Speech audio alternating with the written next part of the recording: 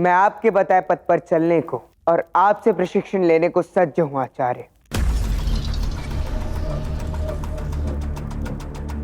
किंतु एक बात मैं आपको स्पष्ट कर दूं आचार्य, कभी भी किसी भी अवसर पर यह मत समझना कि मैं आपके हाथ की कठपुतली हूं जिसकी डोर आप जब चाहे जैसे चाहे खींच सकते हैं। स्मरण रहे आचार्य, ये मेरा युद्ध है, मेरा प्रतिकार है, मेरे पिता के लिए, मेरी मां के लिए, सेनापति मत्सल देव और पिपलीवन की प्रजा के लिए। आपको केवल मुझे दिशा दिखानी है, मार्ग मैं स्वयं बनाऊंगा। उचित है, अभी के लिए मुझे स्वीकार है।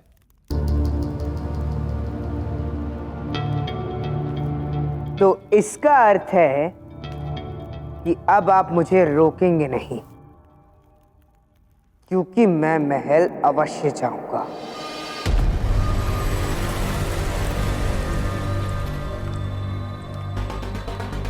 अवश्य जाओगे, परंतु एक प्रतिकारी राजकुमार बनकर नहीं, एक दास बनकर जो मृत्यु से लड़कर वापस लौटा है, सबका हृदय जीतने के लिए। मुझे ऐसा क्यों आभास हो रहा है कि अब आप मुझे कोई कहानी सुनाने वाले हैं? उचित आभास हुआ है तुम्हें। ये कहानी है उस कांटे की जिसने मेरे पांव को बेधा था।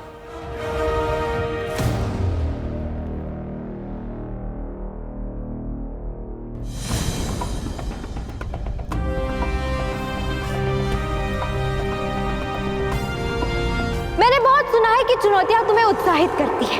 यदि यह दिखावा नहीं और सत्य है तो तुम्हें मेरे लिए वो पुष्प लेकर आना ही होगा। मैं वो पुष्प लेकर आऊंगा।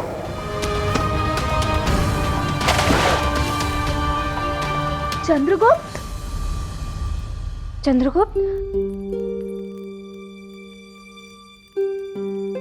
देखो तो तुम्हारे चेहरे की चमक, कितना दमक उठा है मुख तुम्हारा।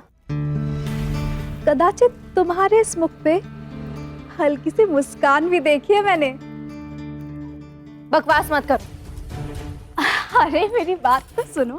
पहले तो केवल मुझे संदेह था, किंतु तुम्हारे चेहरे के हाव भाव देखकर मुझे सब स्पष्ट हो गया है कि इतने दिनों से तुम उदास क्यों थी। अब तुम ज्योतिष बन गई हो। देखो, मुझे घृणा है उस चंद्रगुप्त से, और मैं तो प्रसन्न हूँ कि मुझे उसे मुक्ति मिल गई। अब मान भी लो धुरधरा, मान भी लो कि तुम्हें याद आ रहा है, और तभी तो सम्राट के दिखाए गए इतने अंगरक्षकों में से तुम्हें कोई भी अच्छा नहीं लगा। मार्ग छोड़ो हमारा।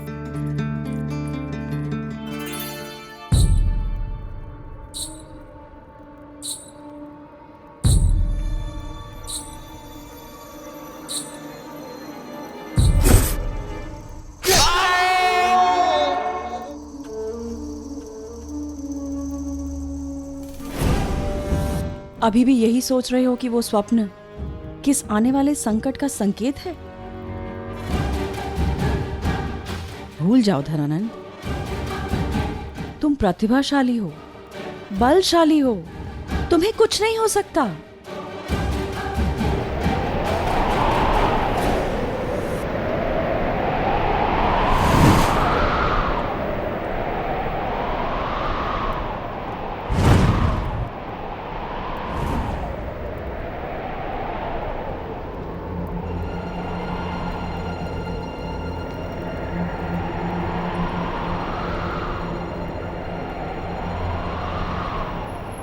ये अचानक मौसम कैसे बदल गया?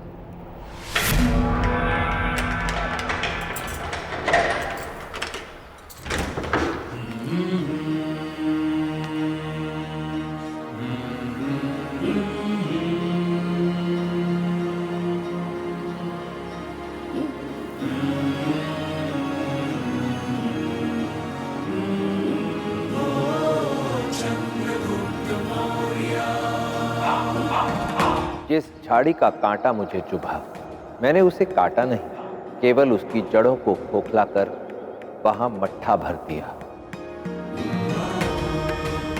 वो मट्ठा निमंत्रण था उन लाखों चींटियों के लिए जिन्होंने उस झाड़ी की जड़ों को खाकर उसके अस्तित्व को सदा के लिए मिटा दिया। तुम्हें भी महल लौटकर धनानंद के साथ यही करना होगा, उसकी जड़ों को खोखला करना होगा। परंतु उसके लिए पहले तुम्हें धनानंद की शक्ति और उसके सामर्थ्य का आकलन करना होगा और उसके पश्चात उसका साम्राज्य नापना होगा। मैं समझ गया हूँ आचार्य। धनानंद की नाक के नीचे रहकर खोखला कर दूंगा उसके पाप के साम्राज्य को। धीरे धीरे उसकी साम्राज्य के जड़ों में लगे एक एक पत्थर को उसके स्थान से हटाऊंगा और अंत कर दूंगा धनानंद के पाप का।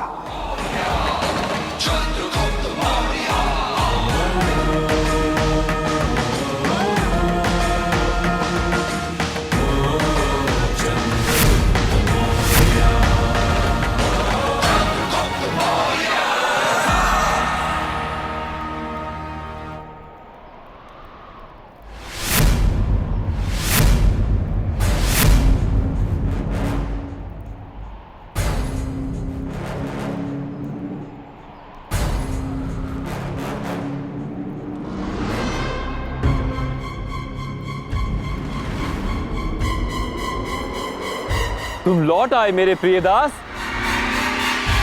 महामाते, मेरा तिलचट्टा लौट आया। स्वागत है तुम्हारा।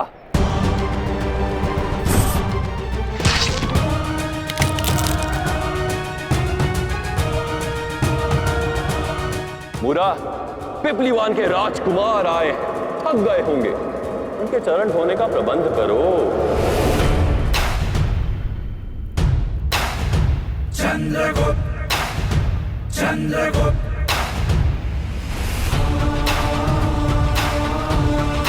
अपने पिता का प्रतिकार लेने लौटना होगा इसे, और यही लेगा अपने पिता का प्रतिकार।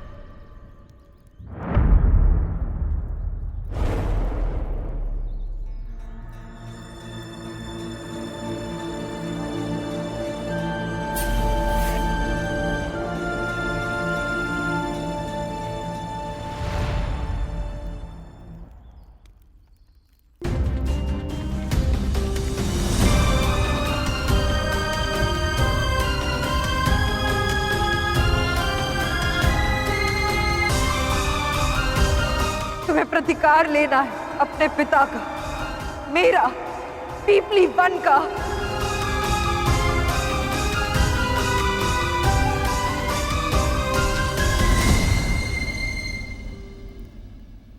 न जाने क्यों मुझे विश्वास था कि तुम मर नहीं सकते।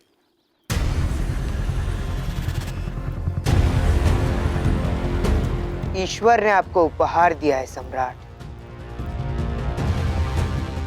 कि आप यथार्थ से परे वास्तविकता को देख ही लेते हैं। दूर क्यों खड़े हो? आओ, आलिंगन करो।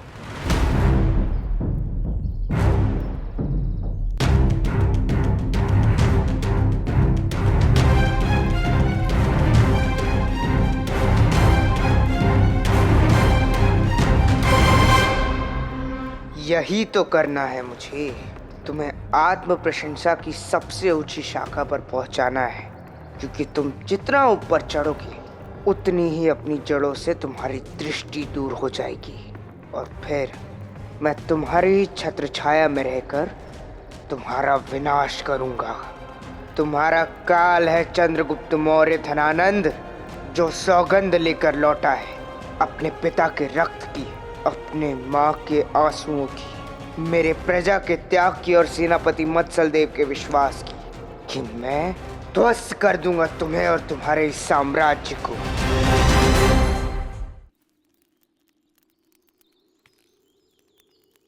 अद्भुत, सत्य में तुम अद्भुत हो दास। इतनी ऊंचाई से गिरने के पश्चात भी तुम ना केवल जीवित लौट आए, अपितु तुम पर एक खरोंच तक नहीं है।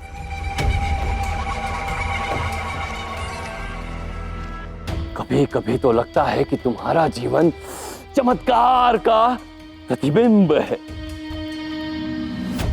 किंतु एक समस्या है। जानते हो क्या?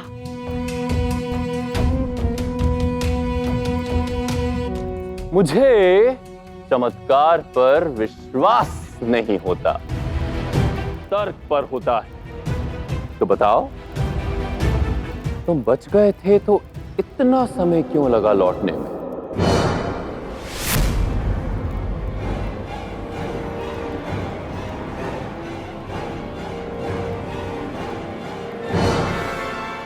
आज जो ये ज्वाला मैं तुम्हारी आंखों में देख रहा हूं, आज से पहले मैंने कभी नहीं देखी। कुछ तो अलग है, कुछ तो अवश्य जुड़ा है तुम्हारे व्यक्तित्व में।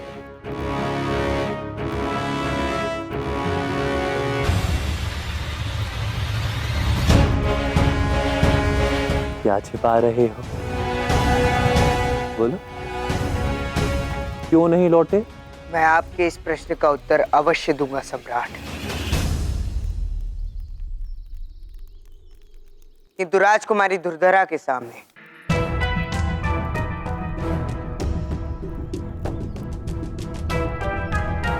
मैं पहले ही लौट सकता था, किंतु राजकुमारी दुर्धरा ने मुझे उस दुर्लभ नवरंगी पुष्प को लाने का आदेश दिया था।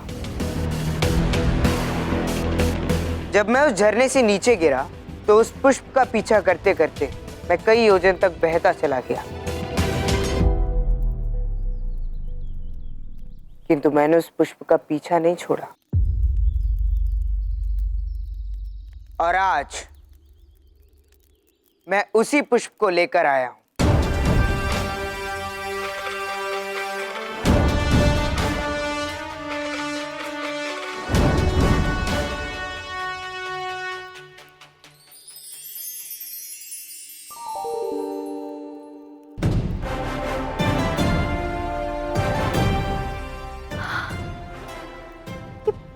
पुष्प,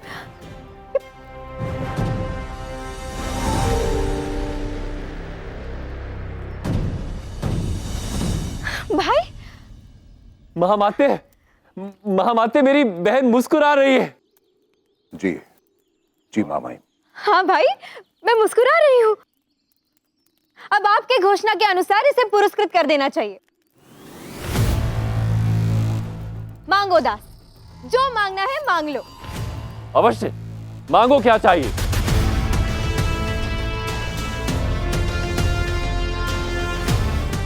सम्राट के आदेश का और राजकुमारी का उदारता का मैं अपमान नहीं कर सकता, इसीलिए मैं आपसे कुछ मांगूंगा अवश्य, किंतु अपने लिए नहीं।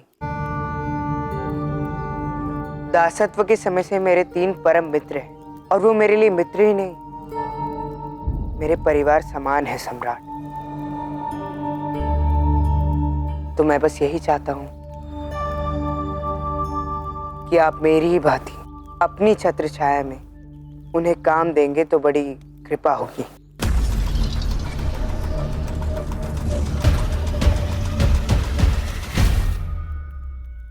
अवश्य।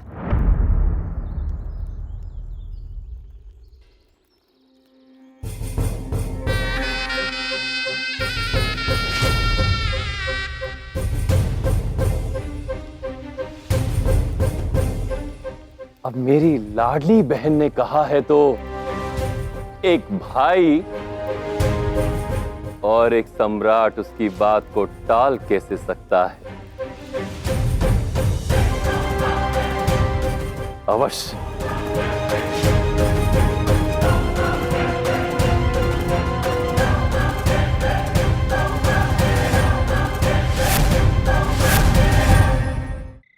वो दास चंद्रगुप्त क्या कम था जो उसके जैसे 3 और आ रहे हैं। अब वो समय दूर नहीं जब हम सबको अपने सामान की पोटली बांधकर यहां से जाना होगा। जैसे वो एक दास 3 को ला रहा है, वो 3 9 को लाएंगे। उसी प्रकार वो 9 90 को लाएंगे और बहुत शीघ्र ही महल के हर एक कोने कोने में दीमक की भांति हर ओर चारों दिशाओं में फैल जाएंगे और हमें इस महल से बाहर निकाल करेंगे। तुम व्यर्थ ही चिंता कर रहे हो। ऐसा कुछ नहीं होगा। हमें उन तीनों को महल में काम पर लगने से रोकना है। ना रहेंगे 3, ना आएंगे 300। महल अर्थात स्वादिष्ट भोजन नहीं, उत्कृष्ट भोजन अर्थात मखमल के कालीनों पर चलना, कोमल कोमल बिछौनों पर सोना, अर्थात सुंदर सुंदर दासियों के दर्शन, वो भी हर दिन। अर्थात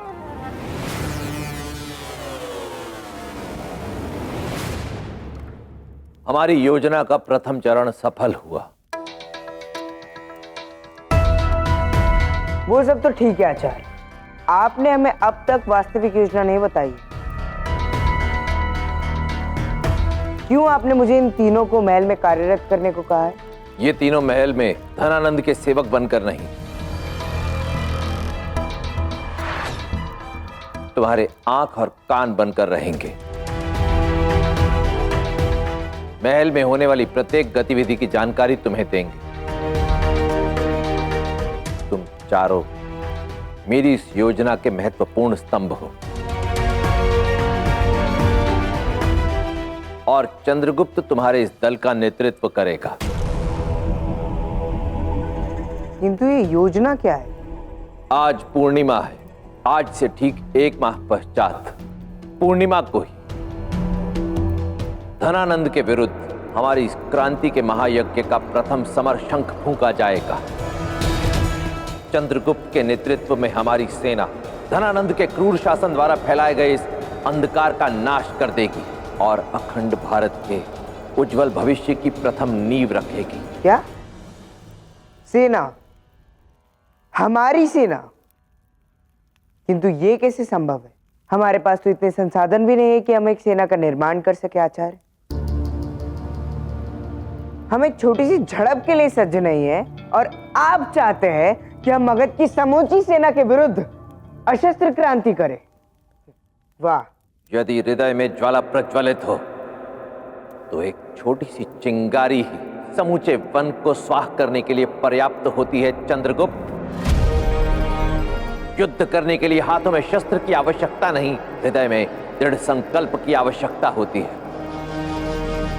रही बात संसाधनों की, तो इस युद्ध के लिए सभी संसाधन स्वयं मगधपति सम्राट धनानंद हमें उपलब्ध करवाएंगे। धनानंद की सबसे बड़ी शक्ति है उसका धन और वही उसकी सबसे बड़ी दुर्बलता भी है और हम इसी दुर्बलता पर निर्ममता से चोट करेंगे। यही होगा हमारी इस क्रांति का प्रथम अध्याय, धनानंद का धन लूटना।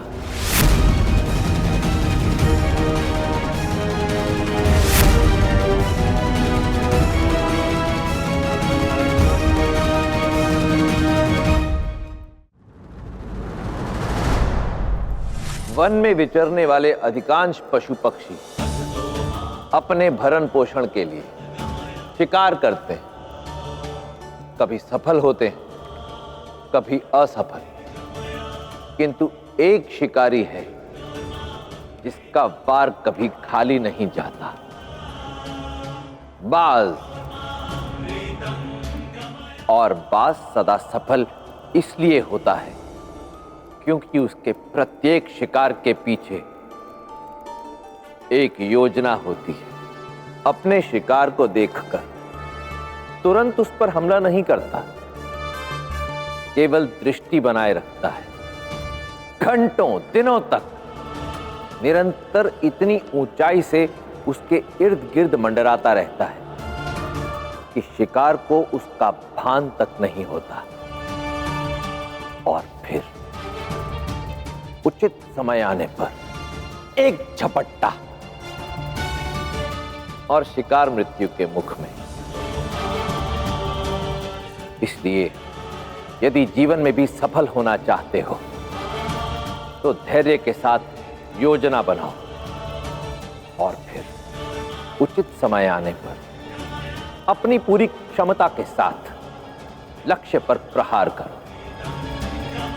नीतियां मेरी, नियति आपकी।